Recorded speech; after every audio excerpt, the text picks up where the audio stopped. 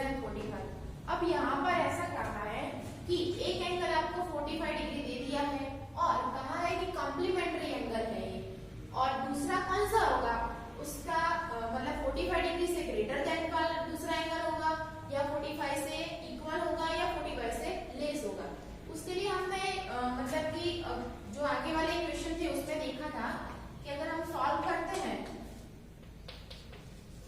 Complementary angle दो angles के बनने के बाद 90 डिग्री का होता है, तो यहाँ पर एक एंगल ऑलरेडी आपको दे दिया है 45 डिग्री, तो दूसरा आपको कौन सा लोगे तो 90 डिग्री बन के कॉम्प्लीमेंट्री एंगल बनेगा।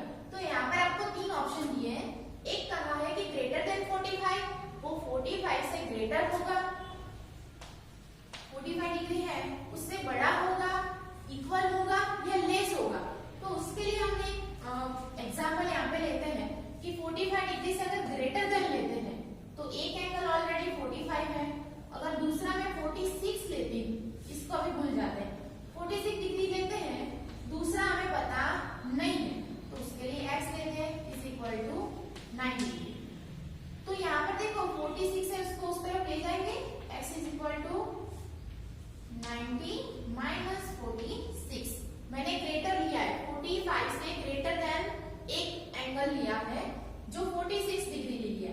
अब देखो 10 में से 6 जाए तो 4, यहाँ पे आएगा 8 में से 4 जाए तो 4, 44 डिग्री का आ रहा है, मतलब ग्रेटर देन अगर मैं ले रही हूँ 46 अगर ले रही हूँ तो दूसरा एंगल क्या हो रहा है डिक्रीज हो रहा है।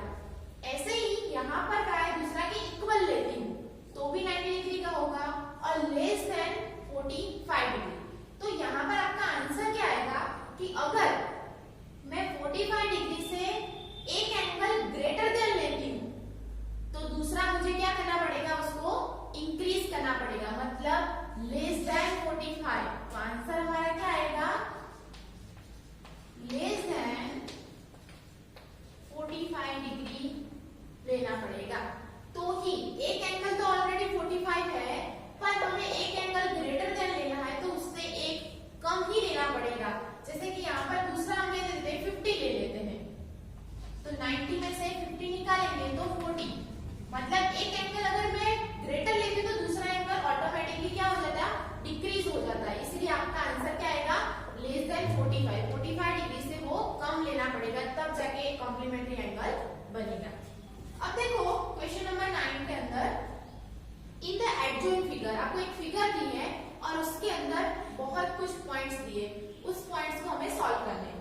तो सबसे पहले दिया है is angle 1 adjacent to angle 2।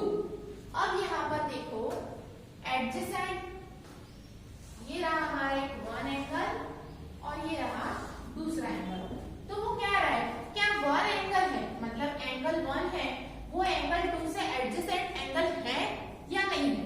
तो सबसे पहले हमें जब इंट्रोडक्शन वीडियो में हमने देखा था कि एडजेसेंट एंगल किसको कहते हैं, तो उसके लिए फर्स्ट उसकी जो फुलफिल थी वो था कि कॉमन वर्टेक्स होना चाहिए, कॉमन आर्म्स होनी चाहिए और नॉन कॉमन जो हमारा एंगल्स है वो उसकी इधर साइड होना चाहिए, अलग साइड होना चाहिए नहीं, इधर साइड मतलब दोनों साइड होने चाहिए। क्या उसकी आर्म्स होती है जो कॉमन आर्म्स होती है उसकी इधर साइड दो आर्म्स होनी चाहिए।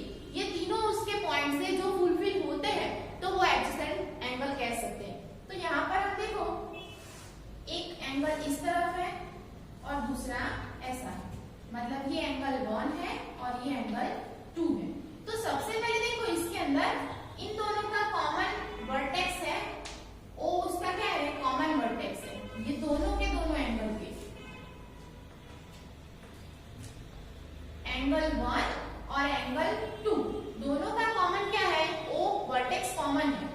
फिर कहा है कि कॉमन आर्म्स, अगर मैं उसके लिए ये कॉमन आर्म्स है और उसके नॉन कॉमन आर्म्स इस तरफ है तो वो भी फुलफिल हो रही है क्योंकि दोनों के बीच में एक आर्म्स हमें ऑलरेडी दिख रही है। फिर कहा है तीसरा पॉइंट कि non common arms either side, मतलब एक कॉमन आर्म्स है उसके ईदर साइड दोनों आर्म्स है तो वो क्या आएगा यस एडजेसेंट एंगल 1 और 2 दोनों ही है। उसका आंसर क्या आएगा यहाँ पर is angle 1 adjacent to angle 2।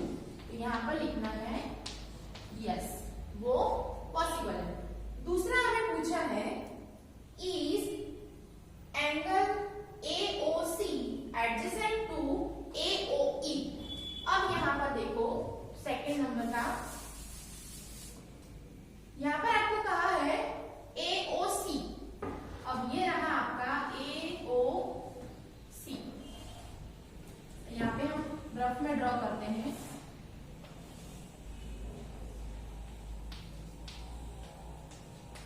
ये रहा हमारा AOC और दूसरा है AOE। ये एंगल 1 और ये एंगल 2। तो AOC और AOE उसमें कहा है कि क्या वो दोनों एंगल एडजेसेंट है।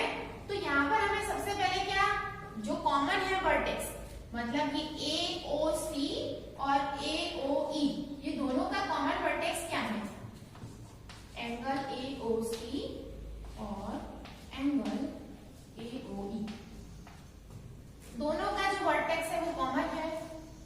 दूसरा पूछा कि कॉमन आर्म्स, मतलब कि जो आर्म्स है ये रही हमारी आर्म्स, तो उसकी कॉमन आर्म्स है AO और AO, दोनों के अंदर है AO और इसके अंदर AOC भी है और AOE भी है, मतलब वो दोनों ही आर्म्स, दूसरा भी पॉइंट फुलफिल होता है।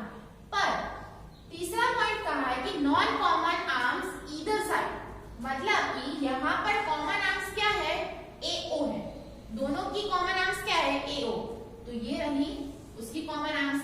पर जो कहते हैं ना कि जो कॉमन आर्म्स होती है उसकी दोनों साइड क्या होनी चाहिए, दूसरी एक आर्म्स होनी चाहिए, पर यहाँ पर ऐसा पॉसिबल नहीं है क्योंकि AO दिया है उसकी उस तरफ दोनों की दोनों आर्म्स है, पर कॉमन आर्म्स है उसके इस तरफ कोई आर्म्स दी नहीं है, इसीलिए ये पॉइंट उसमें फुलफिल होता नहीं है।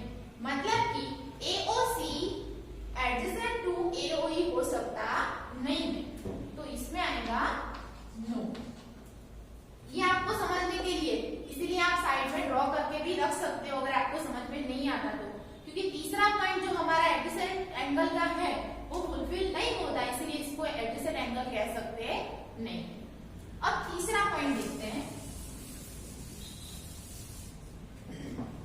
थर्ड पॉइंट के अंदर कहा है to COE and EOD form a linear pair.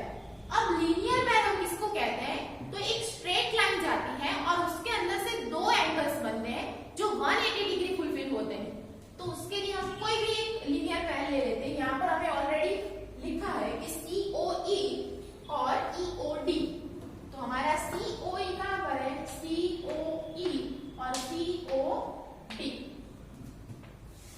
ये रहा हमारा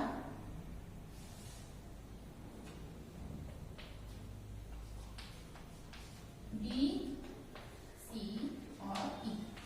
यहाँ पे बीच में कोई भी लाइन जाती हो उसको हमें कोई लेना देना नहीं, पर सिर्फ हमें क्या याद रखना है कि यहाँ पर क्या कहा है कि COE और COD ये दोनों एक लीनियर पेयर है। तो सबसे पहले एक स्ट्रेट लाइन जा रही है, लीनियर पेयर के लिए क्या जरूरी है, एक स्ट्रेट लाइन जरूरी है, तो वो स्ट्रेट लाइन ऑलरेडी जा रही है।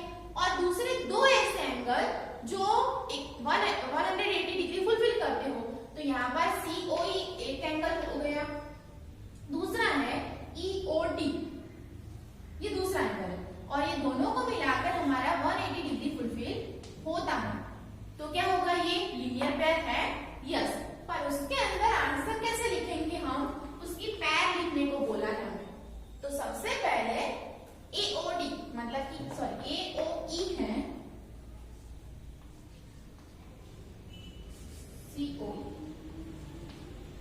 COE, और यहाँ पे देखो हमारे पॉइंट के अंदर B वाला पॉइंट जा रहा है, पर इसको हमें मतलब माइंड में लेना नहीं है। क्यों, क्योंकि एक तो हमारा ऑलरेडी ये एंगल हो गया और एक दूसरा एंगल होता है, इसको माइंड में क्यों लेने का नहीं, क्योंकि ये 3 और 4 दोनों को हमें प्लस करना है। तो यहाँ पर एक COE एंड एंगल EOD वो दोनों के दोनों क्या है, लीनियर पेयर है, तो इसमें आएगा यस। समझ में आ गया। हमें सिर्फ याद रखना है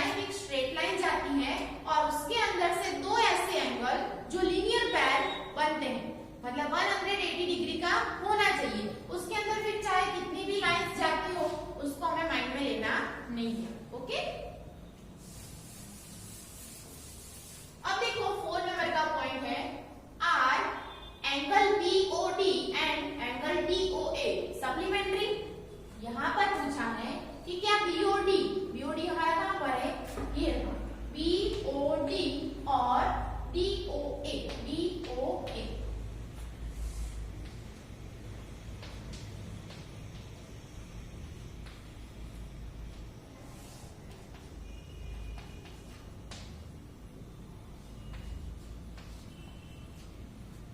यहाँ पे कहा है कि क्या बीओडी और डीओए सप्लीमेंट्री हैं? यस, वो भी है, क्योंकि सप्लीमेंट्री एंगल्स के अंदर क्या होता है कि ऐसे दो एंगल्स जो 180 डिग्री फुलफिल करते हो और दोनों के क्या होने चाहिए, उसका जो वर्टेक्स है वो कॉमन होना चाहिए। तो ऑलरेडी वर्टेक्स तो वो कॉमन है ही, और उसके अलावा यहाँ पर एक 4 नंबर का एंगल और 5 नंबर का एंगल दोनों ही मिला के सप्लीमेंट्री एंगल बनते हैं। तो ये वाला भी क्या आएगा, यस,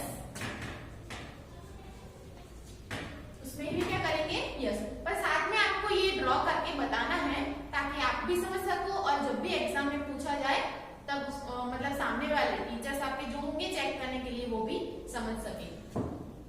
अब पॉइंट नंबर 5 देखते हैं, is one vertically opposite to angle 4। यहाँ पर पूछा है कि angle 1 vertically opposite to angle 4, क्या 1 एंगल है वो एंगल 4 का वर्टिकली एंगल है या नहीं। तो हमारा वर्टिकली ऑपोजिट एंगल के लिए क्या चाहिए, यस, वर्टिकली ऑपोजिट एंगल इस तरह से होते हैं, मतलब एक अगर इस तरफ गया तो उसका ऑपोजिट इस तरफ होता है, तो वो इसमें पॉसिबल है क्योंकि एंगल 1 इस तरफ है और उसका ऑपोजिट एंगल 4 है, वो हमें आसानी से दिख रहा है, इसलिए इसमें भी क्या आएगा, यस। लास्ट वाला point, what is the vertically opposite angle of 5।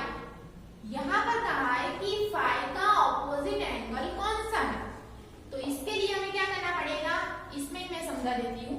यहाँ पर तो ऑलरेडी देखो 5 है ही, पर कहोगे मैम यहाँ तो बीच में एक दूसरी लाइन भी जा रही है और यहाँ पे 2 और 3 दो एंगल्स दिए हैं, तो क्या वो वर्टिकली ऑपोजिट एंगल होगा, यस, वो वर्टिकली ऑपोजिट एंगल होगा। पर किससे, यहाँ पे पूछा है कि व्हाट इज, कौन सा ऐसा एंगल है जो एंगल 5 का ऑपोजिट है। तो उसके लिए हमें लिखना है 6 नंबर के पॉइंट के अंदर एक एंगल 5 है ऑपोजिट एंगल,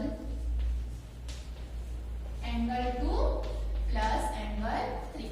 इस तरह से हमें नोट डाउन करना है कि एंगल 2 और प्लस एंगल 3 करते हैं तो वो ऑपोजिट एंगल 5 का हो जाता है। तो आंसर क्या आएगा आपका, एंगल 5 का ऑपोजिट एंगल क्या आएंगे, 2 प्लस 3। ओके, समझ में आ गया। क्वेश्चन नंबर 10 लिख रहे हैं, उसमें कहा है indicate which pair of angles are. यहाँ पे 2 पॉइंट्स दिए हैं, एक में पूछा है कि वर्टिकली ऑपोजिट एंगल कौन से है और लीनियर पेयर कौन सी है, और आपको एक फिगर दे दी है और उस फिगर के हिसाब से हमें क्या करना है, उस पॉइंट को नोट डाउन करना है। ये कहा है कि वर्टिकली ऑपोजिट एंगल कौन से हैं। तो यहाँ पर देखते हैं कि वर्टिकली ऑपोजिट एंगल कहाँ पर बनते हैं। तो एक तो रफ में हम ड्रॉ करें, एक एंगल 1 है और उसका ऑपोजिट 4 है, दूसरा यहाँ पर एंगल 5 और ये दोनों को मिला के बनते हैं एंगल 2 और एंगल 3, मतलब 2 पेयर हो गए यहाँ पर, एक एंगल 4 एंड एंगल 1, ये एक पेयर हो गई। दूसरी पेयर है angle 5 and angle 2 plus angle 3, ये दोनों क्या है, वर्टिकली ऑपोजिट एंगल्स है। अब पूछा है लीनियर पेयर, इन दोनों में लीनियर पेयर कौन सी है, और लीनियर पेयर के लिए क्या है, स्ट्रेट लाइन होनी चाहिए और उसके अंदर 2 ऐसे एंगल जो 180 डिग्री फुलफिल करते हो। तो यहाँ पर देखो, एक वाला ये वाला एंगल आएगा, ये लाइन हमारी जा रही है और उसके हिसाब से यहाँ पर एक दूसरी लाइन, मतलब एंगल 4 और एंगल 5, एंगल 4 एंड एंगल 5, ये लीनियर पैर है। और दूसरा ये वाला जो एंगल 5 और एंगल 1 से बनता है, एंगल 5 एंड एंगल 1। तो कहेंगे मैम ये वाली नहीं हो सकती, नहीं, ये वाली अगर लाइन लेते हैं तो दो ऐसे एंगल नहीं बनते पर 3 एंगल्स बनते, इसलिए ये वाली पैर हो सकती नहीं है। यहाँ पर ये वाला क्वेश्चन पूरा होता है। हम 11 क्वेश्चन देखते हैं। Angle 1 adjacent to angle 2, give reason. क्या एंगल 1 एडजेसेंट एंगल 2 है या नहीं है? तो यहाँ पर देखो एक फिगर दी है और उस फिगर में यहाँ पर क्या लिखा है, एक एंगल इस तरफ जा रहा है और दूसरा एंगल इस तरफ जा रहा है। तो ये फुलफिल हो सकता नहीं है, क्योंकि हमारे जो एडजेसेंट एंगल की फर्स्ट मतलब उसकी डेफिनेशन है कि कॉमन वर्टेक्स होना चाहिए। इन दोनों में कॉमन कहाँ पर है? एक यहाँ पर वर्टेक्स हो रहा है, दूसरा यहाँ पर हो रहा है, तो ये हो सकता नहीं है। तो रीजन क्या लिखेंगे? Angle 1 and angle 2 are